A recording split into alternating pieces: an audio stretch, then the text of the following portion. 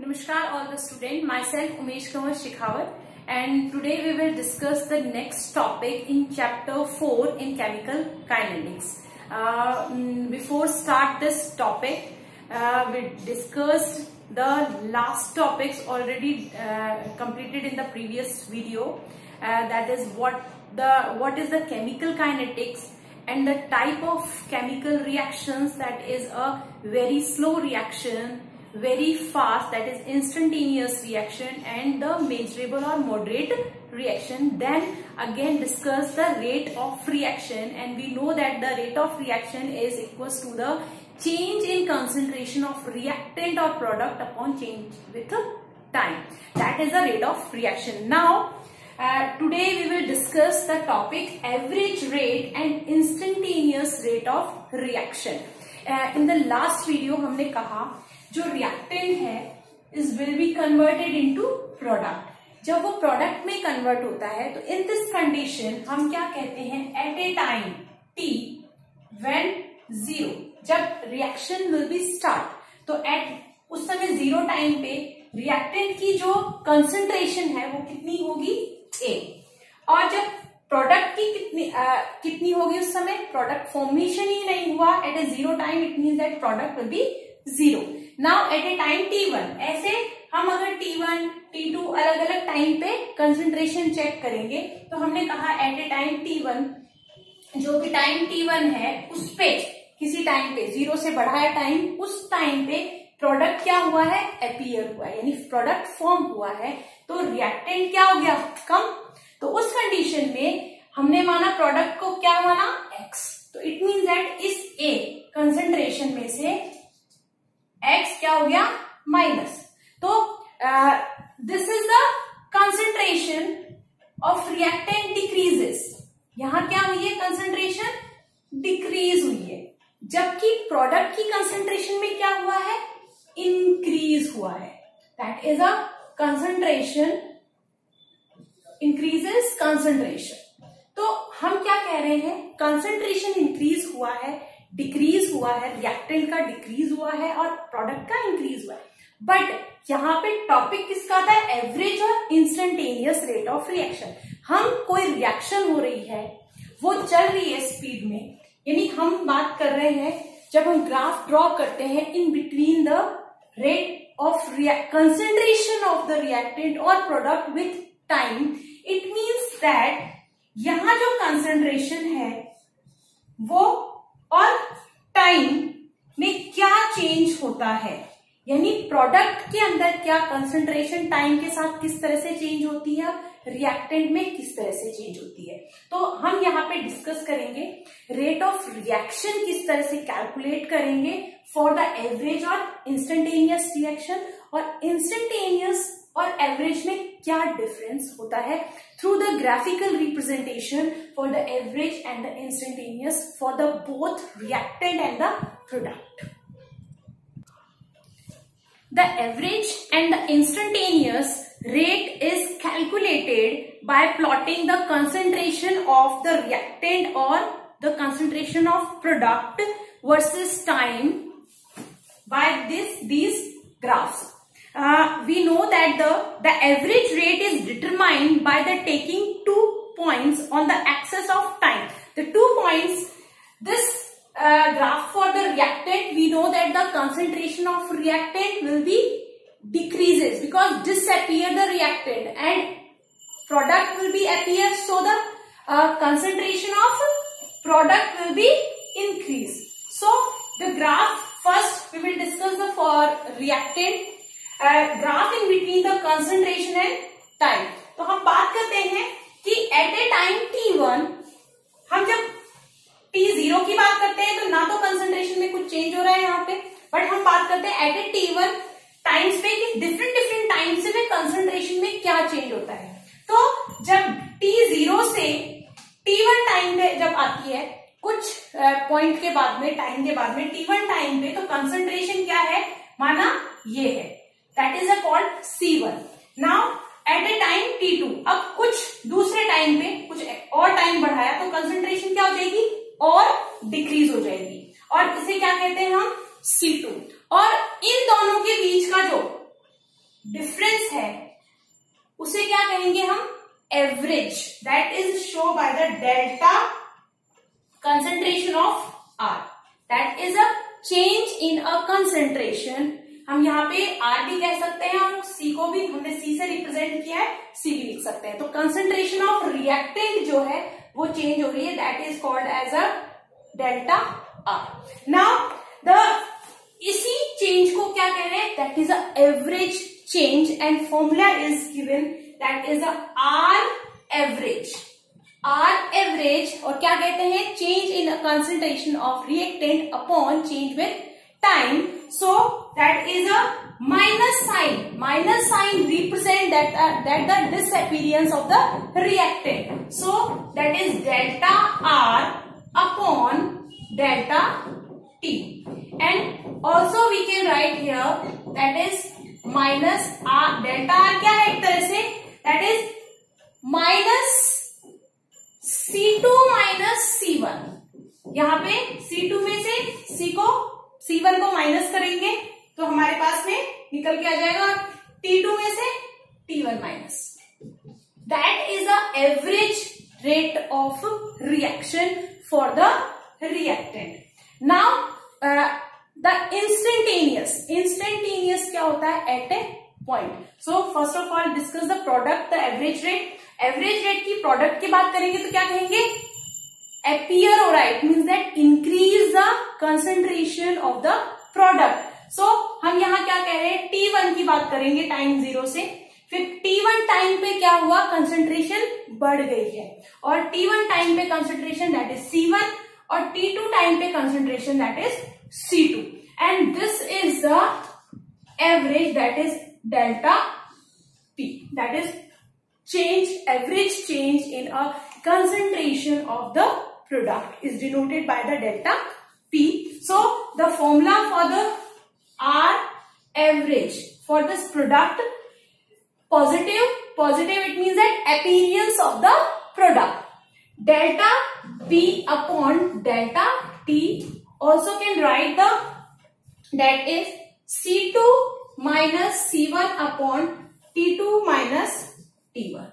That is positive sign here denoted that is appearance, and minus sign denoted that the disappearance of reactant. This is called as the average rate of reaction. Now the instantaneous rate of reaction. Instantaneous rate of reaction क्या होता है, the reaction at a point, एक fix point पे हम अगर reaction rate of reaction calculate करते हैं, that is called as a instantaneous reaction. The instant rate of a reaction at time T.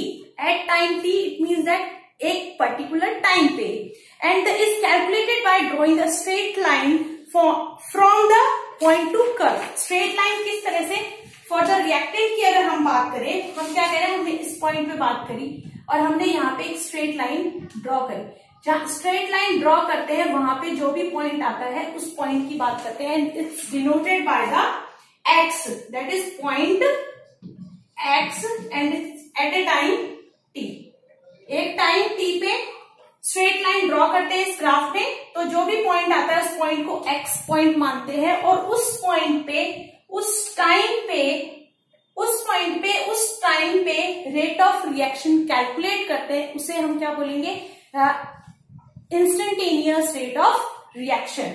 And instantaneous reaction को represent कैसे करते हैं, that is RINS. That is instantaneous reaction, instantly होने वाली reaction, equals to minus DR upon that is concentration upon DT. Average के लिए हम last video में डिस्कस कर चुके हैं, एवरेज के लिए हम यूज करते हैं delta, and the instantaneous rate of reaction के लिए यूज करते हैं small d. And that this is the main difference of the average rate and the instantaneous, that is the average. And एक फिक्स पॉइंट पे rate of reaction calculate करेंगे तो क्या कहेंगे, that is instantaneous rate of reaction for the reactant. Now for the product. अब हम product की बात करते हैं तो अगेन स्ट्रेट लाइन खींचेंगे और यहाँ पे जो भी पॉइंट हमें मिलेगा उस पॉइंट को हम क्या मानेंगे, x, पॉइंट x, और उस पॉइंट पे हम देखेंगे कि किस टाइम की बात कर रहे हैं, यानी इस टाइम पे, इस पॉइंट पे हम rate of reaction, that is instant rate of reaction, we will calculate, and the formula is the RINST equals to plus DP, concentration of product, upon dt. This is the formula for the instantaneous rate of reaction. Now next is a slope. हम यहाँ अब बात करते हैं slope की. तो हम क्या कह रहे हैं, the instant rate of a reaction at a time t, that is a time t is calculated by drawing a straight line, जो हमने कर लिया है, straight line from this point to the curve. It cuts the curve at point x. A tangent is drawn to the point x. The slope of tangent give the instantaneous rate. It means that हम यहाँ पे slope की बात करेंगे, तो slope अगर हम rate for the reactant के लिए कहेंगे तो slope किस तरह से आएगा, for this tangent यहाँ पे point के लिए, और that is a slope. और जो slope आएगा for the reactant वो कैसा आएगा, that is minus slope. For the product के लिए same to same है. Here the slope is that is a positive slope. Now this is the average rate and the instantaneous rate of reaction, and also the difference in between the average rate and the instantaneous rate of reaction. Now the next topic is the mathematical expression of the rate of reaction. जो rate of reactions हैं, जो reactions हैं, उनके लिए हम rate of reaction जो express करेंगे उसमें on the basis of stoichiometric and the non-stoichiometric वो different होता है. So first is the rate reaction involving the same stoichiometric coefficient of all the reactant and the product. It means that, for example से ये समझ में आ जाता है easily, that is NO2 plus CO equals to CO2 plus NO. This is the reactant and product, and all are present in a gas. Stoichiometry means that सबके आगे अगर हम देखें तो that is 1 1 1 1. So the mathematical expression for the stoichiometric type reaction. So expression किस तरह से होगा, that is R, that is rate of reaction. अब हम बात करते हैं reactant की. reactant क्या होते हैं, disappear होते हैं. तो हम यहाँ पे क्या लिखेंगे, that is minus, average के लिए कर रहे हैं इसलिए डेल्टा आ जाएगा, अगर इंस्टेंटेनियस के लिए करेंगे तो डी यूज करेंगे. Now delta, that is concentration of NO2 upon, that is delta T. फिर then equal again, and then the minus concentration of carbon monoxide upon delta T. Again the positive reactant product क्या हो रहा है, appear हो रहा है, तो we will use the sign positive, and now the concentration of delta CO2 upon delta T. Positive लिख भी सकते हैं, नहीं तो कोई जरूरी नहीं. अगेन इक्वल, और इक्वल के आगे हम क्या लिखेंगे, again positive, delta concentration of NO upon delta T. That is the mathematical expression for the stoichiometric coefficient of the all reactants and the products. Now the second is the reaction involving different stoichiometric coefficient of reactant and product, and the example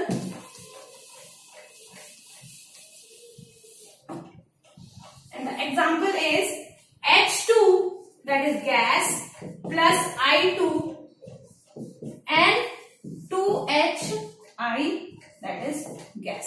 Now different stoichiometric है 1 but यहाँ पे क्या है 2. So for this reaction the mathematical expression is R, again that is delta, minus आएगा because reactant है, H2, concentration of H2 upon delta T. Again, that is minus concentration of I2 upon delta T. And then for the product equals to positive. Positive के बाद में अब यहाँ पे क्या होगा, जो भी कोएफिशिएंट यहाँ पे जो वैल्यू लिखी हुई है दैट 1 को छोड़ के 2, 3, तो उसे क्या कहेंगे हम, दैट इज 1/2. अगर 3 होता तो क्या लिखते हैं 1/3, 4 होता तो 1/4. सो 1/2 and again delta concentration of HI upon delta T. That is the mathematical expression for the stoichiometric and the non-stoichiometric coefficient of the reactants and the products. Now today's homework is, the question is, NO2 reacts with F2 to form nitrile fluoride, that is NO2F, according to the reaction, that is 2NO2 plus F2 converted into 2NO2F. Now write the instantaneous rate of reaction for this reaction. Thank you very much.